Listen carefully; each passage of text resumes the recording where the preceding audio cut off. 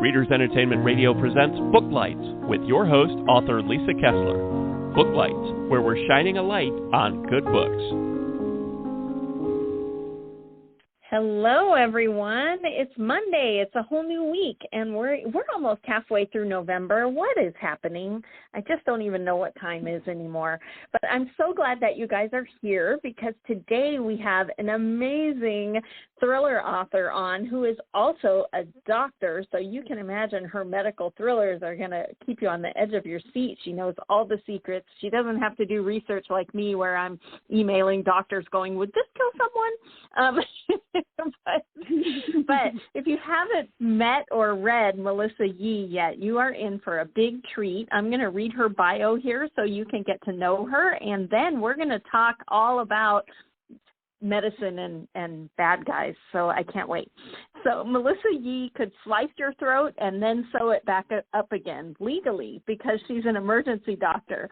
In her spare minutes, Melissa writes thrillers about Dr. Hope C., a resident doctor, bone deep in murder, which have been finalists for the Killer Nashville Silver Falcon Award for Best Thriller and the Crime Writers of Canada Award of Excellence. In The Shapes of Wrath, which comes out in February, Hope confronts a killer surgeon and a ghost in the operating room. Writing under her name, Melissa Yuan Inez, I think I said that right, but now I'm not sure. Melissa writes award-winning speculative fiction and nonfiction. Sometimes she even sleeps. You can find out more about her on her website. I did put the link to her website right there on the Blog Talk site, so if you're listening live or listening later, you can click over there and definitely sign up for her newsletter and check out all her books. Oh my gosh, I have so many questions. She writes in a million genres, so I can't wait. So Melissa, are you there? I am here. And you know what they say about emergency doctors, that a lot of us have ADHD? So that's why a million genres. The more the merrier. Oh, there we go. Right. Wherever the muse takes you. Exactly. Don't get bored. Just keep moving. Right? Well, when I was looking up the book that comes out in February, The Shapes of Wrath, it looks like it's the start of a new series, but it's your same heroine from your other series, right? Exactly, yes. So Hope is a resident doctor. So every rotation, she's doing a different subject. So it could be surgery, it could be palliative care, it could be emergency medicine. Basically, they tell you where to go and you go. And it's pretty much a different rotation every month. But in this case, I was like, you know what would be really cool was if Hope attacked the 7 deadly sins. So each book is a different sin, and she's still in a different area of medicine and solving a murder. And then in this case, wow. I wanted it to be that she could have a paranormal element too. So that's why the ghost. I love it. Has she ever seen a ghost before in the other books? So in the previous series, I don't want it to be too much of a spoiler, but it's actually okay because it's right at the beginning of White Lightning. The last book of the previous series, White Lightning, one of her best friends sees a ghost. And so in that one, Hope ends up having to solve crimes in 3 different centuries, one of them in 19th century England, one of them during Prohibition in the 1920s, and the third one is in present day because they're at the Prohibition Hotel. And it's basically like Comic-Con, only there's a little Canadian convention called Rogue Con where everybody dressed up like a villain. And there's also a murder going on then. So that was pretty ambitious. But she's not seeing ghosts, her best friend does. And in this one, it's starting to cross over to Hope. So that I was like, that's worth starting a new series for because it's a paranormal element. So will the Hope's 7 Deadly Sins series all have paranormal elements to it? They will, but I haven't quite figured out exactly how much or what kind. And it is a bit daunting to know that you have 7 books. But I know what the last one is going to be. The last one is going to be Pride on the Forensic Psychiatry Board. So they're all building up towards the forensic psychiatry case. Yeah. Nice. I actually had a forensic psychiatrist who invited me to her place so I could come and visit her hospital. Oh, that was probably cool. It is very cool. So I just wanted to let people know that I still also do a ton of research because, you know, I know some stuff, but I don't know a lot of stuff. So I also have to be like, somebody help me. I haven't been to the operating room for a long time. Like, you know, things change. Like, for example, when I was in the operating room, there was this whole elaborate procedure, right, that you would hit the water with your knee or with your elbows, and then you'd have to wash, you know, in a certain way from your hands down because your fingers are the most sterile, and then the least sterile would be your elbows and stuff like that. And then my friend told me, like, no, now we use waterless scrub. And I'm like, waterless scrub? Okay. So it's basically like fancy hand sanitizer. So they don't use water anymore. Really? But, yeah, but that was a change, you know, over the last few years. I don't know exactly when, since I hadn't been there. So I was like, oh, okay, good to know. Like, I don't hope to be using water when they've pretty much phased it out. Wow, that's amazing. And when you were writing these, how much of you is in Hope? Oh, like 90%. Because, you know, Hope is, like, she's doing her residency in Montreal, which is, if people don't know, is this, in a way, it's a very fun city. It's got excellent food, lots of very good-looking people who pay attention to fashion. So just looking around is a treat. There are tons of artists. So, you know, I'll be like, oh, look, there's somebody strung a doll on their bike, or they painted a dead tree yellow. Like, there's always something to do and something to see. But it's also a very chaotic city. So, like, there are tons of potholes. The streetlights don't work. People would be visiting the school, and, like, the window just fell out of the wall, like, and fell at their feet and smashed.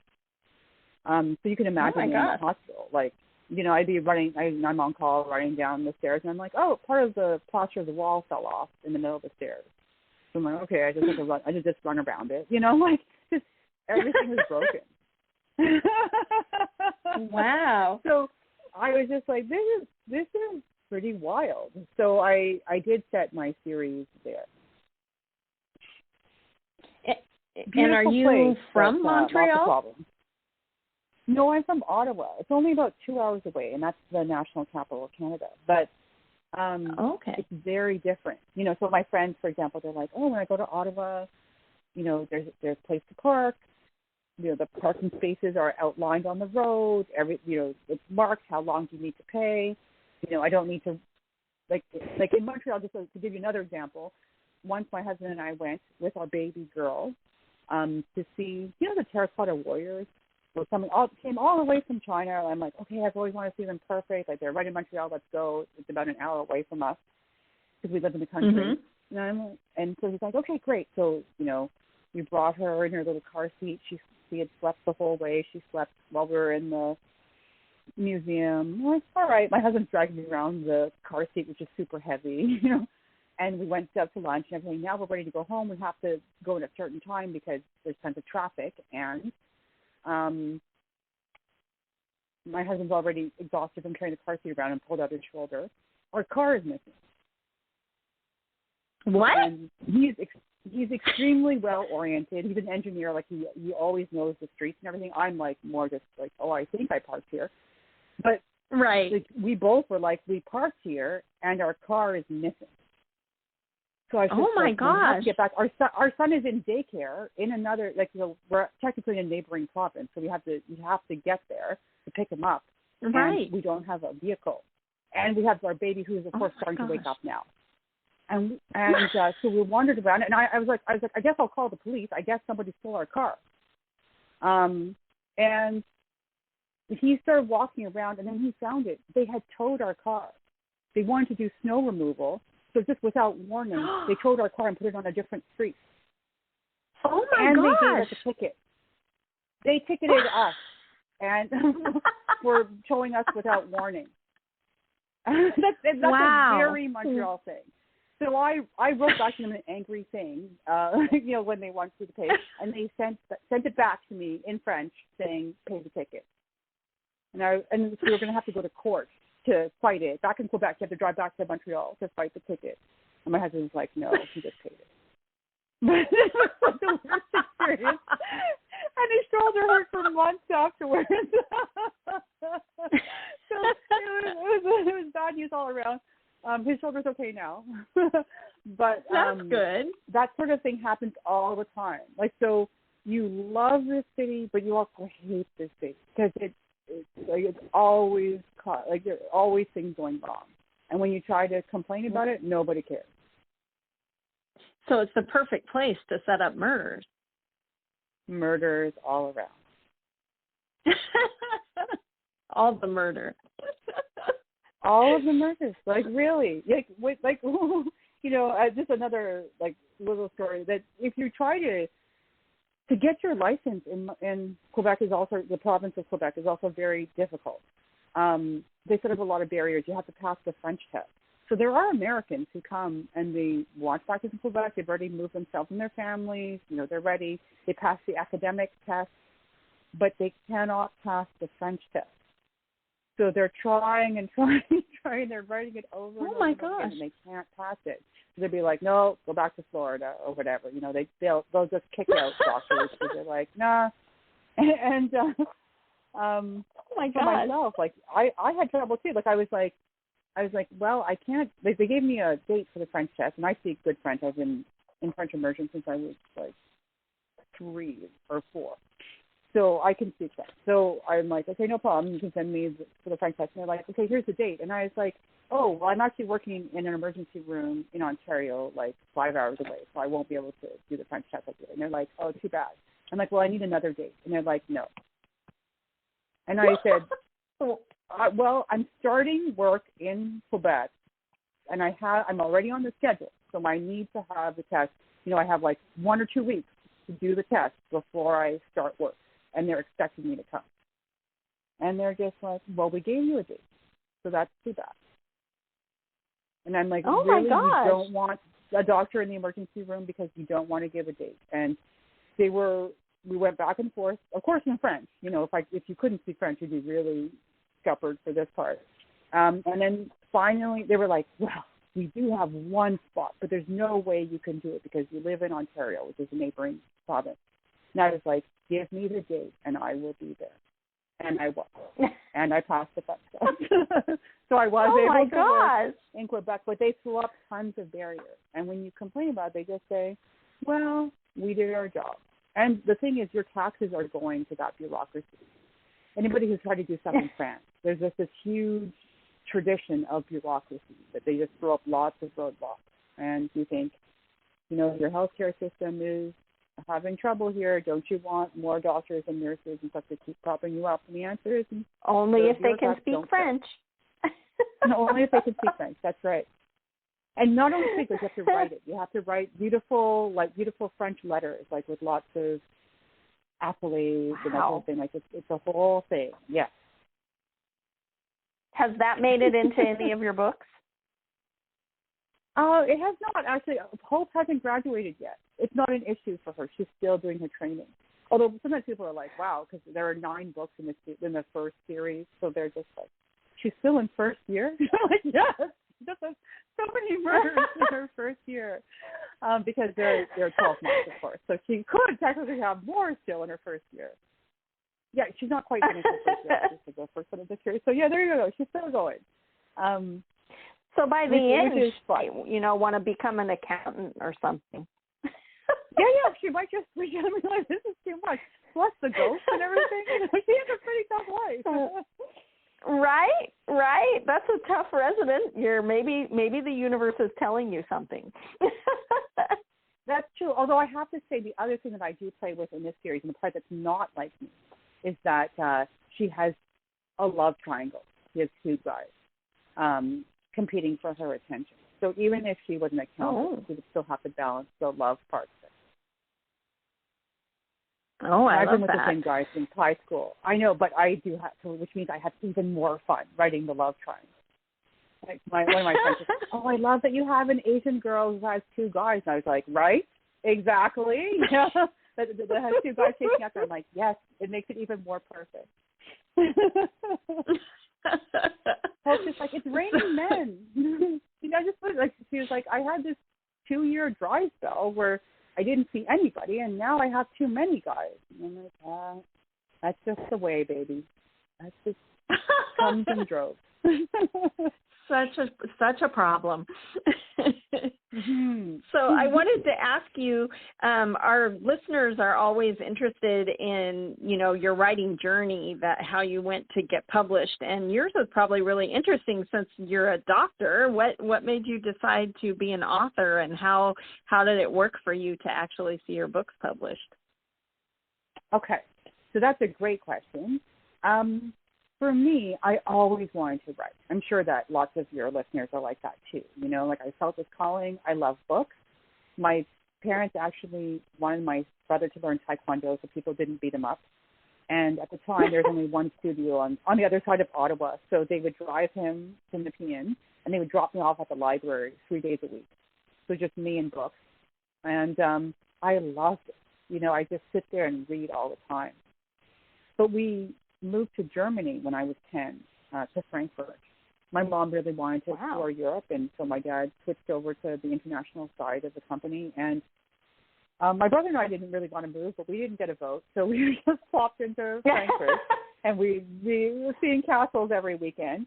And I was 10 going on 11, and I was really grumpy because I was like, oh, they want us to see another castle again. And I just wanted to stay home and read.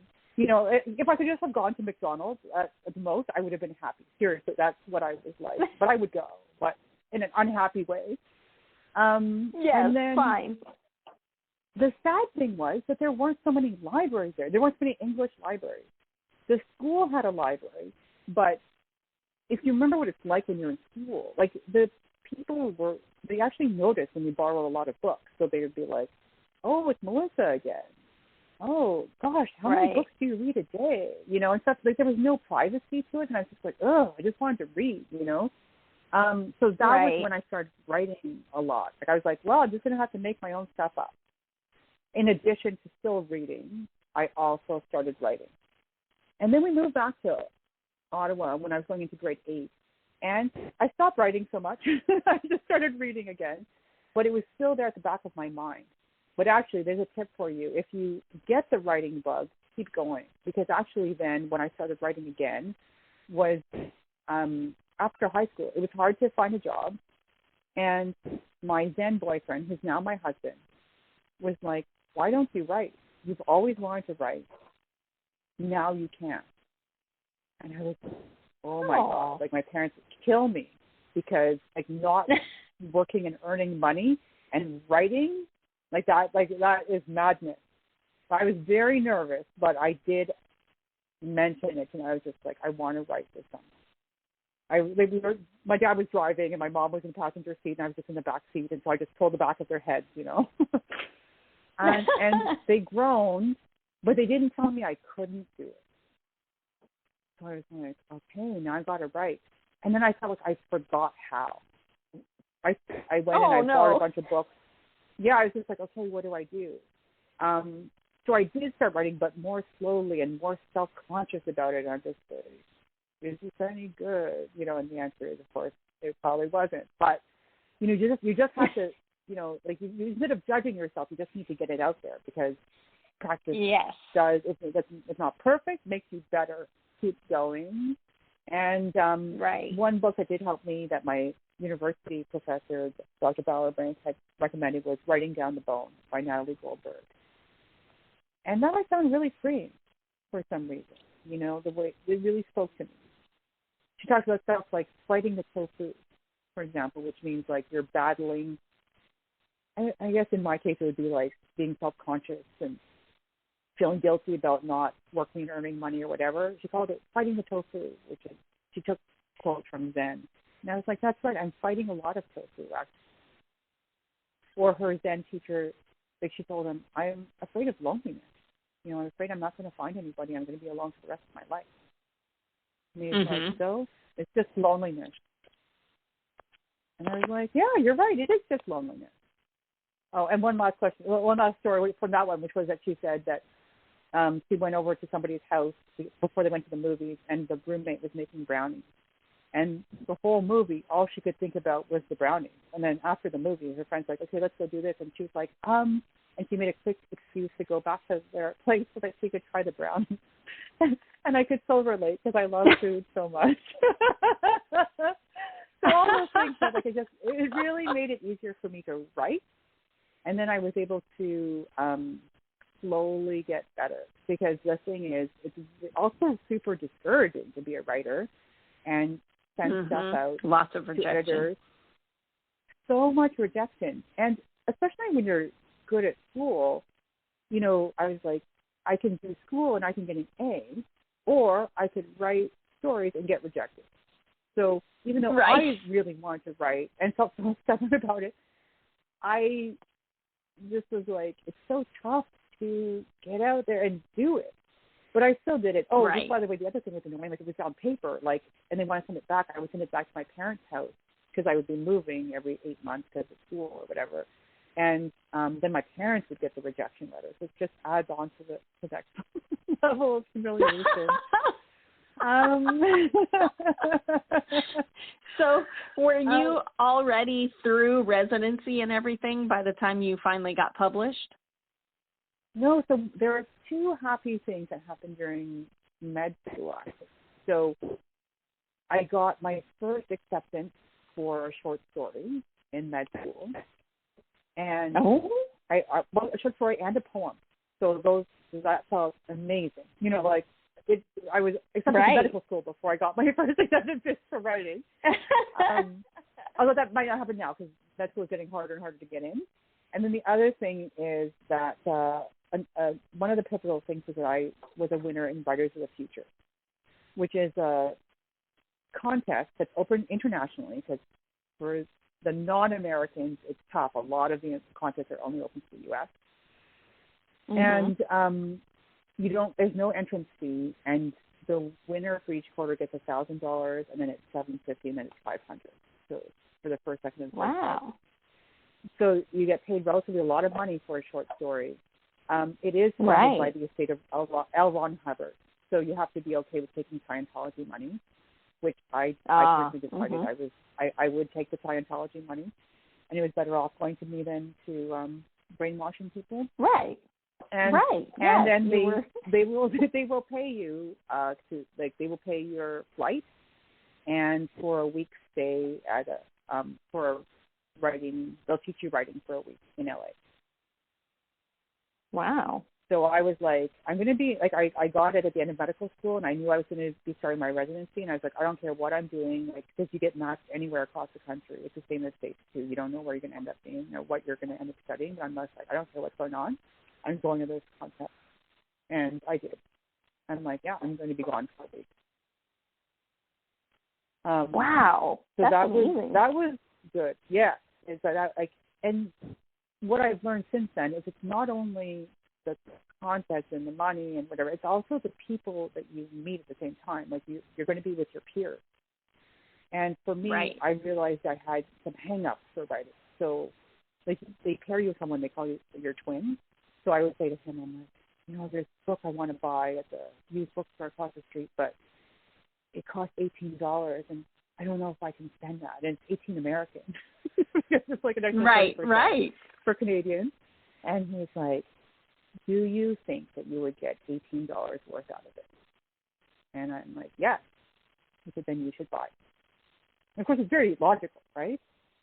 But at the time, I was not logical about writing. I was always worried I was never going to make any money from my writing. It was just always going to be an expense. Even though I had just won money and been flown down to LA and everything. I was like, well, this could be the last time. This is, it was one of the first times in my life I made any money out of writing. This is all the end. And so I was just like, okay. So I bought the book, which is Poem Crazy by Susan Wolfridge, which is wonderful, wonderful book. And the other thing I noticed was that one of the people who had won Writers of the Future and won first place, so there were only 4 of them in the year, I won second place. He was like, he had never written any other stories, and I don't think he'd ever entered any other contest. It was like, just a complete newbie going in and winning. And somebody else in his life had been writing for years and applying for years. And I looked around me, and when we all talked about how often we had submitted to Writers of the Future, there were a number of people who'd been applying for years or had applied time after time. And for me, I'd applied a few times, and I hadn't gotten anywhere, and I got mad, and I stopped applying. And I realized, and then I was lucky enough to get in with this other story, but I realized getting mad and not sending the stuff in didn't hurt anybody else. Like, the Writers of the Future did not notice that I didn't send anything else to them. It hurt me. So I was like, the people who are going to have a long-term career are the ones who write every 4 months and submit a story every 4 months. Those are the ones who are going to win in the end. So I realized to have any sort of success with my writing, I was going to have to stop being so scared of spending money on it and invest time and energy into it, and be really stubborn about it and not let other people tell me no and let it scare me away. And those are lessons you really committed to it. Yeah, absolutely. So I still had to turn that over and over in my mind, that was a watershed moment. And the other thing was that at Writers of the Future, they invite a lot of luminaries from fantasy and science fiction. And there's a gentleman there in a cowboy hat, Dean Wesley Smith, who gave his card out to everybody. And he was like, "You're a professional writer now. And my wife, Christine Catherine Rush, and I invite writers over to our house in Oregon. And every month everybody submits a short story. And we'll go around and talk about everybody's short stories, and then we eat." And I took his card, but I was quite confused. I was like, why would I fly to Oregon from Montreal to workshop a short story? Because, again, I would never take these risks and stuff. But Chris and Dean had a bunch of workshops, and they would, like, every few months, or at least a few times a year, they would invite you to come out. So I was like, and then we kept up with the Writers of the Future group. And some of the people started going to their workshops, and I really wanted to go to one of them, but I couldn't because it was during my family medicine licensing exam, so there was no way. But then they had a 2-week one, and I was like, 2 weeks? I was like, wow. And so for that one, I was doing emergency medicine, and I had to take 1 week out of, I think it was 1 week out of pediatrics and 1 week out of ICU to go there. And I was like, how is it? I asked one of my Writers of the Future veterans, Ilsa Bitt, and she was like, they broke me down and built me back up again. And I said, I'm going back to ICU. I don't have time to get broken down and built back up again. So when we went there, it wasn't What's that? Yeah, I was like, oh, no thanks. Yeah, no, I don't want to be in shambles. You have to write multiple stories. You have to attend multiple lectures a day. You read other people's work. Like, it is a full-time job when you're there. But they did encourage you also to spend time, talk to other people, stay up late, chat. But there was a 3-hour time difference for me. So I was just like, I would just wave at them and I would immediately go to sleep, because by the time the lecture stopped at 10 p.m. their time, it was 1 a.m. my time. And again, I went back to ICU, so I couldn't get that thrown off. And so I knew that I was missing stuff, but I was okay with that, because I was like, I'm a big nerd, I'm like, I'm going to write my stories, I'll read the stories, I'll do the homework, but I'm not going to do any more. Right. And no socializing. Has been a huge, no socializing. No. I still kind of like that. But Chris Rush has been a big mentor for me. Like, she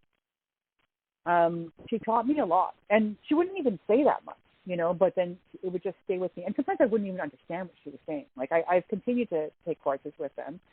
And then one of the things she said to me was that I didn't have good control of detail. So when you describe a scene, you can either be very vague and people don't really know, what kind of chair is it, how many windows are there, et cetera, which doesn't sound like a big deal, but she ended up pointing out that, for example, during a fight scene, if you don't know where everything is, it's very hard to visualize. And she's like, and I just stopped reading. And I was like, for some people, setting isn't just like this extra thing, because I only care about people and dogs and aliens and stuff, but I don't care so much what's around them. It's not an extra thing; it's an essential thing. So that really helped me. And also before a fight scene, I always make sure you know where everything is now, where everything's happening. Exactly. Yeah. So everybody can visualize. And she said to me, she's like, I think your problem is that you wear glasses. And you probably have ever since you were a little kid. And I was like, yeah, that's true. And she pointed at my plate, which I was eating. I do eat a lot. And she pointed at the food on my plate, and she's like, "You're either up here," and she pointed at the ceiling fan, "or you're in the fruit." I was like, "I'm in the fan, or I'm in the fruit." Like I was like a Zen soul. I'm like, "Huh?" And then she like walked away, and I was like, "Okay, what do I do?" But I did. What does that mean? When I went back to my work, I realized, like, of course, it takes time and practice again and everything too. That I'd be like, "Oh, she's right. I either would have hyper detail or describe everything that just bore everybody, or I would describe very little, and it was too vague for people." So you just have to give enough, and that was a skill I had to work very hard on. Yes. Well, writing is very hard. It's not easy. Yes, there's so many skills. Like, if I can do another story, like now I teach sometimes at schools, because if you're in Canada, the Writers Union of Canada is very good about funding school visits. So I went to a school and I was asking them, I was like, "What is your school like?" And they're like, "Yeah, it's on the road. There's a sign outside." I'm like, "How will I find your school?" "Okay, just read the sign." I'm like, "What's on the sign today?" And they couldn't answer me. and I'm like, where is the football field? What does it smell like around you? Do you taste anything? So I had them go outside and explore, and then come back and report. And then they were able to give a lot more concrete detail. And they were able to say things like, for the sounds, for example, they mentioned sometimes it's loud because the tractor's going by. And I was like, because I went to school in the city, so there were no tractors going by, Or they mentioned that their school smelled, actually, because the septic tank wasn't working properly. So I'm like, wow, that's a very specific thing, that wouldn't be true probably next year. So it really helped me build an image of the school. It was during COVID, so I wasn't there, So then I'm like, okay, now I know what your school is like. Thank you. So to be able to build that, but without boring people, and they're not going to be bored. Like, to me, hearing a tractor, that's cool. Knowing the septic system, that's not cool, but it does definitely sound you in place. Distinct. Yes. Well, before we run out of time, I wanted to ask you, because The Shapes of Wrath doesn't come out until February, if somebody wanted to read one of your books, can they start with White Lightning, or will they be lost? No, I try to make each book that you can just start with, that they're self-contained. So in every one of them, the crime is solved, everybody's introduced, you shouldn't be confused. So I explain to my colleagues, I'm like, if you're very organized, then you want to start with the first book in the series. But if you're just like, I am emergency medicine, I can just go anywhere, then you can start anywhere in the series. And White Lightning is a nice lead-up, because that's the first time ghosts are mentioned at all. Because love it. Corey is able to see ghosts. So it is a good lead-in. So, and then if you love historicals too, then that's a good thing. A good place to start. Okay, great. So everybody, you can pre-order right now The Shapes of Wrath. And if you want something that you can read right now so that you can test it out and see if you like Melissa's writing, you can check out White Lightning. It's out now everywhere. And get involved. It sounds fantastic. I can't wait to read it. I was a huge ER fan back in the day, so I love medical thrillers. So, but thanks so much for being here today. It was so great meeting you. Oh my gosh, thank you so much. I'll just add that if you subscribe to my newsletter, you can get a free radio drama too. Oh, there you go. So you hit the link in the Blog Talk bio there, and you'll get a free radio program. How cool. Awesome. Thank you so much, Lisa. Thank you. Thanks for joining us on Booklights. Be sure to connect with us at www.readersentertainment.com for articles, blogs, videos, and podcasts that matter to readers.